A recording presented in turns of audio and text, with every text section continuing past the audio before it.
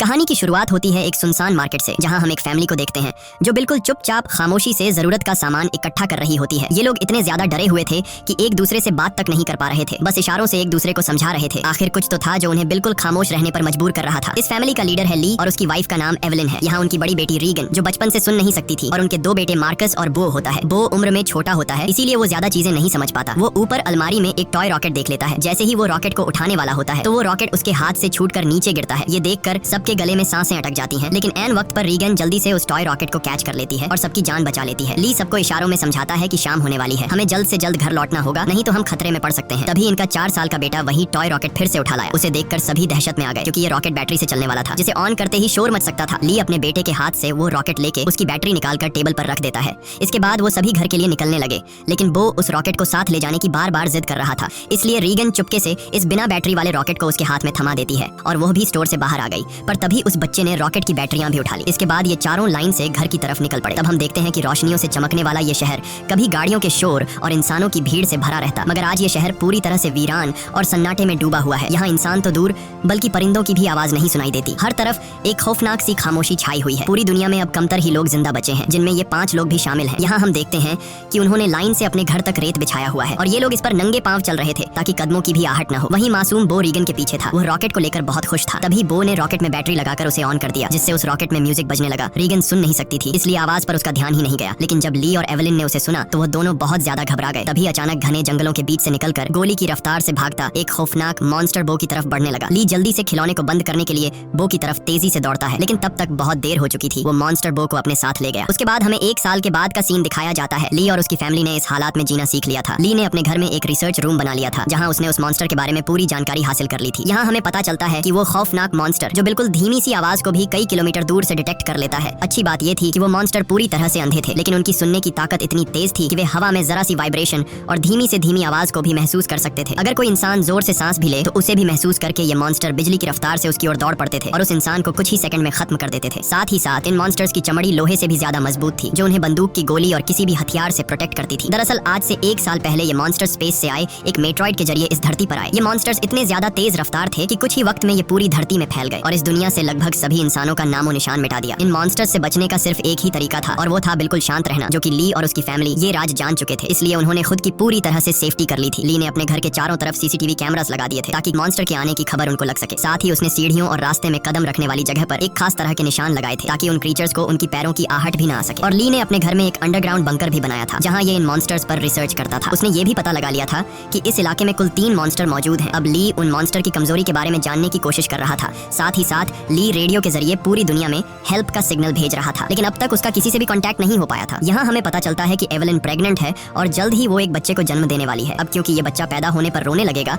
इसलिए उन्होंने अपने आने वाले बच्चे के लिए एक साउंड प्रूफ बॉक्स बना लिया है, ताकि जब भी अगर बच्चा रोए तो उसके मुंह पर ऑक्सीजन मास्क रखकर उसे उस बॉक्स में छुपा दें, जिससे उस मॉन्स्टर को बच्चे की रोने की आवाज नहीं आएगी। इस मुश्किल हालात में मॉन्स्टर से बचने के लिए रेडी रहना बहुत जरूरी था, लेकिन ली की बड़ी बेटी रीगन सुन नहीं सकती थी और ये कमी उसके लिए एक बड़ी मुसीबत बन सकती थी। इसलिए ली इसकी इस कमी को दूर करने की कोशिश में था। ली अपनी बेटी रीगन के लिए एक कॉक्लियर हियरिंग एम्पलीफायर बनाता है और ली वो एम्पलीफायर रीगन को दे देता है। लेकिन रीगन इस एम्पलीफायर को लेकर खुश नहीं थी, क्योंकि उसे लगता था कि हमेशा की तरह ये एम्पलीफायर भी काम नहीं करेगा, क्योंकि ली अपनी बेटी रीगन के लिए पहले भी कई एम्पलीफायर बना चुका था। इसलिए रीगन पहले तो इस एम्पलीफायर को गिरा देती है, लेकिन जब वह उस एम्पलीफायर को टेस्ट करती है तो ये एम्पलीफायर काम कर रहा होता है। बाहरी दुनिया की आवाज सुनते ही वो खुशी के मारे रोने लगती है और साथ में रीगन को अपने छोटे भाई की याद भी आती है। रीगन आज भी खुद को अपने भाई की मौत का जिम्मेदार ठहराती है। इससे लगता है कि अगर उस दिन वो अपने भाई को टॉय रॉकेट नहीं देती तो आज उसका भाई जिंदा होता। रीगन अपने पिता के काम में हाथ बटाकर खुद को साबित करना चाहती थी, इसलिए रीगन अपने पिता के अंडरग्राउंड बंकर की तरफ जाने लगती है, लेकिन तभी उसके पिता उसे रोक लेते हैं और उसे अंदर जाने से मना कर देते हैं, क्योंकि 1 साल पहले रीगन के अपने छोटे भाई को टॉय रॉकेट देने की गलती की वजह से अब वो रीगन पर बिल्कुल भी भरोसा नहीं करता। उसे डर लगता है कि नीचे अंडरग्राउंड बंकर में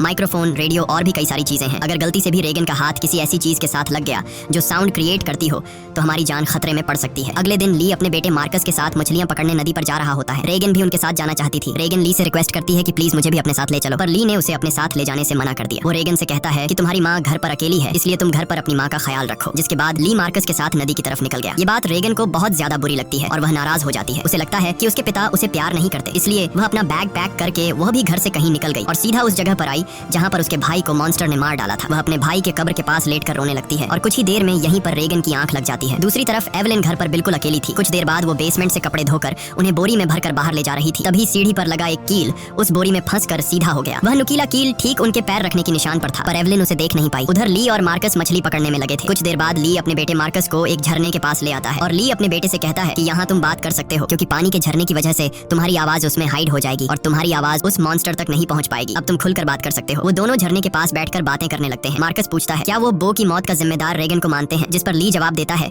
कि जो कुछ भी बो के साथ हुआ उसमें किसी की भी गलती नहीं थी। लेकिन मार्कस ली को बताता है कि रेगन आज भी बो की मौत का जिम्मेदार खुद को ठहराती है, इसलिए तुम्हें रेगन को ये बात बतानी चाहिए कि उस दिन तुम्हारी कोई गलती नहीं थी। इसी दौरान एवलिन ने अपने मर चुके बेटे की तस्वीर लिए उसकी याद में आंसू बहा रही थी। तभी अचानक उसे लेबर पेन शुरू हो गया, यानी कि उसकी डिलीवरी का टाइम आ चुका था। वो फोटो फ्रेम हाथ में लिए हुए जल्दी से बेसमेंट की तरफ जाने लगी, पर तभी सीढ़ियों से नीचे उतरने की जल्दी में उसका पैर उस नुकीले कील पर धंस गया। एवलिन दर्द से तड़प उठी और उसने अपने मुंह से आवाज नहीं निकाली, लेकिन उसके हाथ से उसके बेटे का फोटो फ्रेम छूट गया और तेज आवाज के साथ नीचे गिरकर टूट जाता है। एवलिन ने जैसे तैसे करके अपने पैर को खींचकर उस कील से बाहर निकाला। इस दौरान उसे इतनी तकलीफ हुई कि उसका चेहरा पूरी तरह से लाल हो गया, लेकिन वो खुद पर काबू रखते हुए अपने मुंह से आह तक नहीं निकालती, क्योंकि उसे पता था कि आवाज निकालने का मतलब अपनी मौत को दावत देना है। वो लंगड़ाती हुई नीचे आकर लाइट का स्विच ऑन करती है, जिससे बाहर रेड लाइट जल पड़ी। अब वो वापस ऊपर की तरफ लौटने लगी, पर तभी उसने कुछ देखा जिससे उसके गले में सांस अटक गई। असल में वो मॉन्स्टर उसके घर तक पहुंच चुका था। दरअसल जब एवलिन के हाथ से वो फोटो फ्रेम गिर गया था तो उस आवाज को मॉन्स्टर ने सुन लिया था। डर से कांपती एवलिन दीवार के पीछे छिप गई। दूसरी तरफ ली और मार्कस मछलियां पकड़कर घर वापस लौट रहे थे। तभी दूर से उन्होंने देखा कि घर के चारों ओर रेड लाइट जल रही है। ली समझ गया कि एवलिन खतरे में है। वह तुरंत घर की तरफ भागा। उधर बेसमेंट में छिपी एवलिन डर के मारे कांप रही थी और वो मॉन्स्टर उसे घर के हर एक कोने में ढूंढ रहा था। तभी एवलिन को बेसमेंट में एक टाइमर मिला। यहाँ एवलिन समझदारी से काम लेते हुए उस टाइमर में कुछ सेकंड्स का टाइम सेट करके उसे एक कोने में रख देती है और जल्दी से एक दूसरे कोने में आकर चुप जाती है। इतने में वो मॉन्स्टर वहाँ हलचल महसूस कर लेता है और वो धीरे धीरे उस हलचल वाली जगह की तरफ बढ़ने लगा। वो एवलिन के काफी करीब था। एक तो एवलिन को लेबर पेन हो रहा था और दूसरा उस मॉन्स्टर का डर था, लेकिन एवलिन अपने आप को पूरी तरह से कंट्रोल करके बिल्कुल चुपचाप बैठ जाती है। तभी टाइमर में अलार्म बजा, जिसे सुनते ही वो मॉन्स्टर तेजी से उस डायरेक्शन में भागा। मौके का फायदा उठाते हुए एवलिन जल्दी से अंडरग्राउंड बेसमेंट से बाहर निकली, पर वो जैसे ही मेन डोर से बाहर निकलने वाली थी तो उसने देखा कि एक और मॉन्स्टर घर के बाहर यहाँ वहाँ घूम रहा है, इसलिए एवलिन वहीं पर दीवार के साथ छिप गई। उधर ली मार्कस के साथ दूर से ये सब कुछ देख रहा था। ली समझ गया कि अगर मैं अपनी बीवी को बचाने के लिए घर पर जाऊंगा तो मैं अपनी बीवी को बचाने के बजाय हम दोनों की जान जा सकती है, क्योंकि उस मॉन्स्टर की बॉडी इतनी सख्त है कि उसे बंदूक से मार पाना इम्पॉसिबल है। इसलिए वह अपने पहले से बनाए हुए एक प्लान पर काम करने लगा। ली ने जल्दी से मार्कस को टॉर्च दिया और उसे जल्दी फ्लेयर रॉकेट चलाने को कहा, जो उन्होंने घर से दूर एक जगह पर पहले ही वहाँ सेट कर रखे थे। जिसके बाद मार्कस तेजी से रॉकेट की तरफ भाग निकला। दूसरी तरफ एवलिन ऊपरी मंजिल में मौजूद बाथ टब में भाग आई थी। वह बहुत ज्यादा तकलीफ में थी। अब वह और ज्यादा देर तक बच्चे को रोक नहीं सकती थी। वह बस बच्चे को जन्म देने ही वाली थी कि उसकी सिसकियों की आवाज को महसूस करता हुआ वो मॉन्स्टर बाथरूम के करीब आ चुका था। एवलिन को समझ आ चुका था कि अब जिंदा बच पाना नामुमकिन है। तभी उधर मार्कस ने रॉकेट्स चला दिए, जिससे आसमान में तेज आवाज के साथ फ्लेयर्स शुरू हो गईं, जिसे सुनकर वह मॉन्स्टर एवलिन को यहीं पर छोड़कर तेजी से उस आवाज की तरफ भागा और उसी पल दर्द को दबाए बैठी एवलिन जोर से चीख पड़ी, जिसकी आवाज रॉकेट्स के शोर में दब जाती है। ये रॉकेट्स का शोर और लाइट्स दूर से रेगन भी देख लेती है और वह घर की तरफ निकल पड़ती है। थोड़ी देर बाद ली बंदूक लेकर घर के अंदर आया। उसने देखा कि सीढ़ियों पर पैरों के खून के निशान लगे हुए हैं। वह उन निशानों का पीछा करते हुए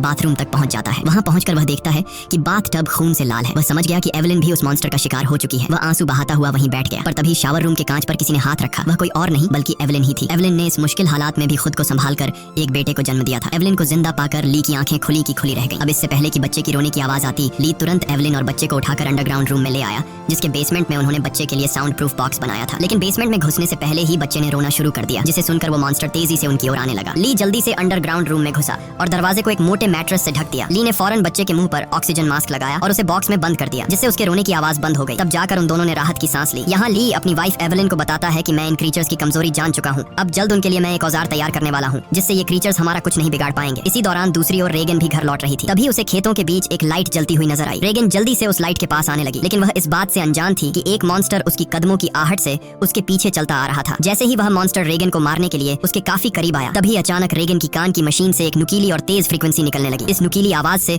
वो मॉन्स्टर तड़पने लग जाता है, जैसे ये आवाज उस मॉन्स्टर के कान के अंदर सुई की तरह चुभ रही हो। इस आवाज को ये मॉन्स्टर ज्यादा देर तक बर्दाश्त नहीं कर पाता और जल्दी वहाँ से भाग गया। वहीं यह आवाज रेगन के कानों को भी चुभ रही थी, पर जैसे ही वह मॉन्स्टर वहाँ से भागा, रेगन के कान में तकलीफ बंद हो गई। लेकिन रेगन को समझ नहीं आया कि आखिर उसके कान की मशीन ने ऐसा क्यों किया। वह इस पर ज्यादा ध्यान न देते हुए लाइट के पास पहुंच जाती है। तभी उसने पाया कि वो रोशनी एक टॉर्च की थी। जैसे ही रेगन उस टॉर्च को उठाने गई, तभी अचानक किसी ने उसका हाथ पकड़ लिया। वो कोई और नहीं बल्कि मार्कस था, जो डर से कांपता हुआ यहाँ छिपा हुआ था। अपनी बहन को देख मार्कस की घबराहट दूर हो गई। वह रेगन से कहता है कि मैं झाड़ियों से तुम्हें छुपकर देख रहा था, तुम्हारे पीछे वो मॉन्स्टर भी आ रहा था, लेकिन पता नहीं वह मॉन्स्टर तुम्हारे करीब आते ही अचानक भाग गया। ये सुनकर रेगन बहुत ज्यादा डर जाती है, क्योंकि उसे ये भी पता नहीं था कि उसके पीछे मॉन्स्टर आ रहा है। वहीं दूसरी तरफ एवलिन को अपने बच्चों की चिंता हो रही थी। वो ली से कहती है, मुझे डर लग रहा है कि कहीं उस मॉन्स्टर ने मेरे बच्चों को खा नहीं लिया हो, तुम जल्दी से मेरे बच्चों को ढूंढ लाओ। इसीलिए ली अंडरग्राउंड रूम में अपनी वाइफ और बच्चे को सुलाकर वहाँ से बाहर निकलता है। पहले वह यहाँ वहाँ खतरा ढूंढने लगता है, मगर अब वह मॉन्स्टर भी वहाँ से जा चुका था, पर उसने पूरा घर तहस नहस कर दिया था, जिससे वहाँ मौजूद पानी का एक पाइप भी टूट गया था और पानी सीधा नीचे अंडरग्राउंड रूम में जा रहा था। लेकिन ली का इस पर ध्यान नहीं गया और वह बच्चों को ढूंढने खेतों की ओर निकल पड़ा। इस दौरान उधर मार्कस और रेगन अनाज रखने वाली टंकी के ऊपर छिपे हुए थे और आग लगा लेते हैं ताकि इस आग को देखकर उनके पिता यहाँ आ जाए। ली भी अपने बच्चों को यहाँ वहाँ ढूंढने लगता है। कुछ देर बाद पानी के शोर से एवलिन की आंख खुल जाती है। उसने देखा कि पूरा बेसमेंट पानी से भर चुका था। पानी ऊपर से झरने की तरह बहकर नीचे आ रहा था। इतने में एवलिन की नजर अपने बच्चे की बॉक्स पर पड़ी। वह बॉक्स खुला हुआ था पर वहाँ से बच्चे की जरा सी भी आवाज नहीं आ रही थी। एवलिन जैसे ही बॉक्स के पास जाने लगी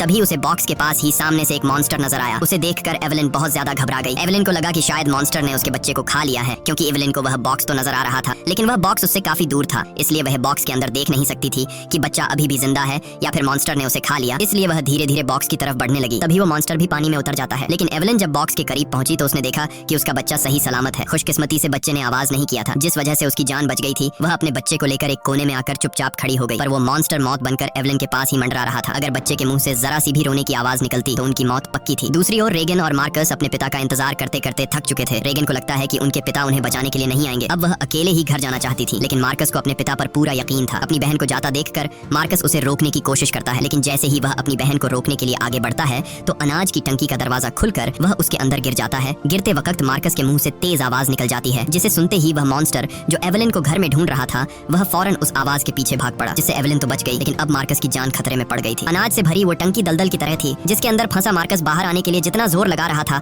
उतना ही वह उसके अंदर धंसता जा रहा था। यहाँ रीगन टंकी का दरवाजा तोड़कर उसे नीचे अनाज में फेंक देती है और खुद भी नीचे टंकी में कूद जाती है। मार्कस जैसे ही अनाज में डूबने वाला था, रीगन उसे पकड़कर बाहर निकाल लेती है और ये दोनों दरवाजे के ऊपर बैठ जाते हैं, जिससे उनकी जान बच जाती है। लेकिन इन दोनों की हलचल को मॉन्स्टर ने सुन लिया था, इसलिए वो मॉन्स्टर खेत के रास्ते से तेजी से होते हुए टंकी की तरफ बढ़ता है। ली मॉन्स्टर को तेजी से टंकी की तरफ जाता हुआ देखकर समझ जाता है कि उसके दोनों बच्चे अनाज के टंकी के पास हैं। रीगन ने मार्कस की जान तो बचा ली थी, लेकिन उसका कोई फायदा नहीं होने वाला था, क्योंकि इतने शोर शराबे के बाद मौत का साया तेजी से उनकी तरफ बढ़ रहा था। अगले ही पल वो मॉन्स्टर भी टंकी के अंदर कूद पड़ा। वो उन दोनों को मारने के लिए जैसे ही आगे बढ़ा तभी रीगन की कान की मशीन से एक बार फिर एक नुकीली आवाज निकलने लगी। ये आवाज उस मॉन्स्टर के लिए बहुत ही ज्यादा पेनफुल होती है, इसलिए वो बिना उन्हें मारे वहाँ से निकल जाता है। रीगन और मार्कस मौत के मुंह से बाल बाल बच गए और टंकी से बाहर निकल आए। बाहर ली भी उन्हें ढूंढता हुआ आ पहुंचा था। वह अपने बच्चों को सही सलामत देखकर बहुत खुश होता है। इस दौरान एवलिन भी ये सब कुछ सीसीटीवी रूम से देख रही थी। तभी ली को पता चलता है कि अभी भी वो मॉन्स्टर यहाँ आसपास है। उसने बच्चों को फौरन सामने मौजूद गाड़ी की ओर भेज दिया और खुद एक कुल्हाड़ी उठाकर आसपास नजरें दौड़ाने लगा। लेकिन वो क्रीचर ठीक उसके ऊपर होता है। ली जैसे ही पलटकर पीछे देखता है, वो मॉन्स्टर उसे अपने पंजे से मारकर दूर फेंक देता है। अपने पिता को तकलीफ में देखकर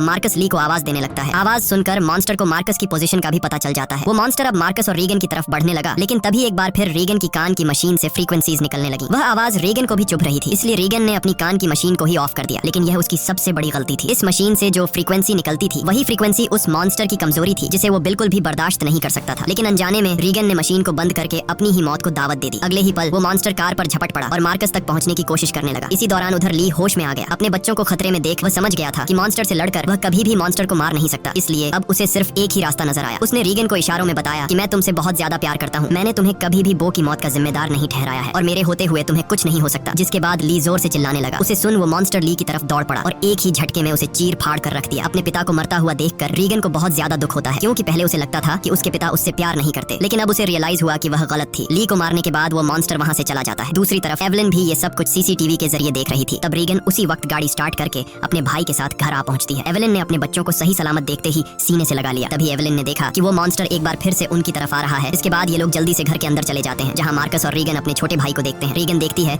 कि उसके फादर उसके कोक्लियर इम्प्लांट के लिए कितनी मेहनत कर रहे थे। अब वो अपने फादर को बहुत ज्यादा मिस करने लगती है। कुछ देर बाद वह मॉन्स्टर उनके घर घुस आया। एवलिन यहाँ बंदूक तान कर उसके सामने खड़ी हो गई। एवलिन के पास बंदूक तो थी, पर वह जानती थी कि उसकी गोली उस मॉन्स्टर की मोटी खाल का कुछ नहीं बिगाड़ सकती, इसलिए अब उन्हें अपनी मौत अपनी आंखों के सामने नजर आ रही थी। लेकिन जैसे ही ये मॉन्स्टर उन लोगों को मारने के लिए आगे बढ़ा, तभी अचानक रीगन के कान में तकलीफ होने लगी। लेकिन दूसरी तरफ उसने देखा कि वो मॉन्स्टर भी अचानक तड़पने लगा। यानी जैसे ही रीगन के कानों में तकलीफ शुरू हुई, तभी दूसरी तरफ वो मॉन्स्टर भी उससे कई गुना ज्यादा तकलीफ महसूस करने लगा। रीगन समझ जाती है कि उसके कान में लगी मशीन जो उसके पिता ने बनाई थी, उसका इस मॉन्स्टर के साथ कोई कनेक्शन है। तभी रीगन का ध्यान अपने पिता के रिसर्च पर गया, जिससे रीगन को पता चला कि उसके कान के मशीन से निकलने वाली हाई पिच फ्रीक्वेंसी उस मॉन्स्टर की कमजोरी है। रीगन को समझ आ गया था कि जब भी ये मॉन्स्टर मेरे करीब आता तो मेरे कान में तकलीफ होने लगती और ये मॉन्स्टर वहाँ से भाग जाता। इससे पहले कि ये मॉन्स्टर उन्हें मार देता, रीगन जल्दी से अपने कान में लगे कॉक्लियर इम्प्लांट का पावर और ज्यादा बढ़ा देती है, जिससे निकली हाई फ्रीक्वेंसी साउंड से वो मॉन्स्टर अचानक तड़पने लगा। ऐसा लग रहा था कि जैसे वो हाई फ्रीक्वेंसी साउंड उस मॉन्स्टर के पूरे शरीर में सुइयां चुभा रही हो। यहाँ रीगन की माँ भी समझ जाती है कि ये सारा कमाल कोक्लियर इम्प्लांट का है, लेकिन पावर बढ़ाने से रीगन के कानों में भी और ज्यादा तकलीफ होने लगी। इसीलिए रीगन समझदारी से काम लेते हुए